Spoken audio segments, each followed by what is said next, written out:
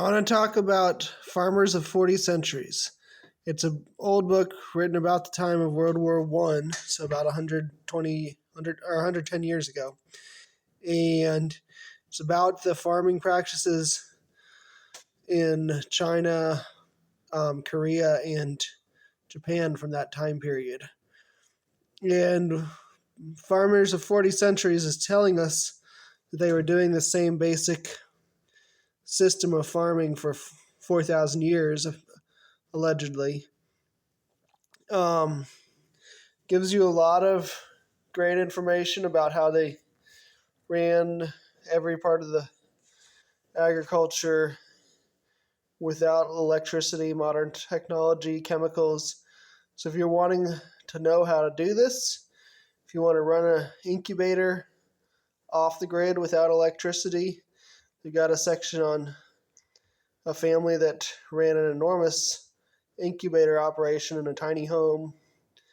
It sounded like the size of our modern tiny homes, but they had multiple generations living in this house, and they were hatching thousands of eggs from many different types of birds, including ducks and chickens and a lot of others that I don't remember.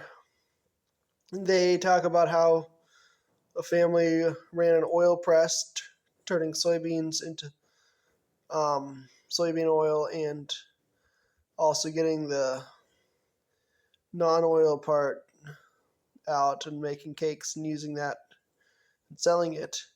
And so these were like very efficient home industries where people would supply the need, whatever they made for miles around. And it also talks about like how they used human manure, the human waste or night soil as they usually call it in the book. And they would take it outside the city and use it to fertilize the fields around each city, making like a green belt up to 30 miles wide around each city, where there was super nutritious, super lush because of using human waste from everybody in the city as a fertilizer. They also talk about how people avoided disease from the human waste because which I don't currently recommend, but in China, Japan, and Korea at the time, they were adding raw sewage directly on the fields. And so they had created a culture where everything was cooked. People ate cooked rice with cooked vegetables on top, and sometimes cooked meat or eggs in there for protein. And for a drink, they'd have tea that was boiling hot when they prepared it, water with some tea leaves. And so everything they were eating, including their drink and drinking, was sterilized through cooking, so that way you wouldn't get diseases from the human manure usage. Anyway, I don't know how you find it. I guess I bought it at a flea market sometime, but don't really remember that. I see inside the cover somebody said it was $3 maybe, so I probably got it really cheap, used somewhere. One of my favorite parts of the book, and I just randomly got to this page, is a extensive pear orchard. They pruned everything and trained it to just the perfect height so the people picking it could reach up and pick pears very easily, walk under the trees without having any problems. And so just every couple of pages you're going to find a new section about how to live without modern conveniences, and how to live well, and how to have a huge amount of people survive and thrive on a very small amount of land, because these places were very crowded, farming, much higher densities than we're used to in America in the Western world. This is a compost house.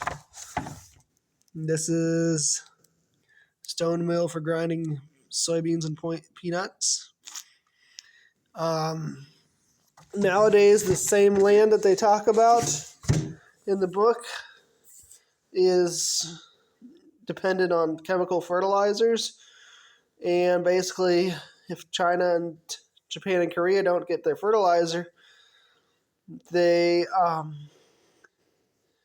aren't really able to produce food, which is kind of interesting because for 40 centuries, they were food self-sufficient without needing to buy fertilizer. The book also explains how they would dredge the creek bottoms and canals and waterway bottoms, river bottoms, or dredging out any sediment in the bottom of these waterways, and use that as fertilizer and just nutritious additives to the soil. And it made a double benefit of producing or of cleaning up the waterways too. So everything they did helped people in multiple ways.